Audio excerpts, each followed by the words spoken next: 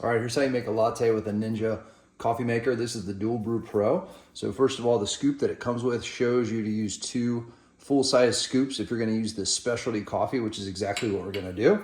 So I've already done that. Gonna dump that in up here.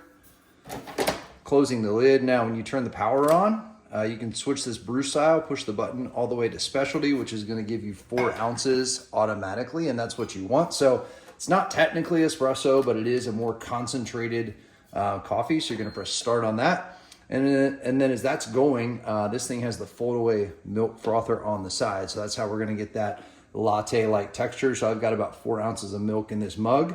And while that's going, you simply just push the button at the top and it's gonna go ahead and start. You can kind of see the milk bubbling. All right, once it's made the beep, you can flip over the drip stop. And then basically what I'm gonna do is take that milk that I foamed, pour it right on top of my espresso-like beverage here. Now, if you're thinking you're doing latte art, stuff like that, not happening with the Ninja, but for a coffee maker, makes a pretty good latte replacement. I like to throw mine over ice, even better.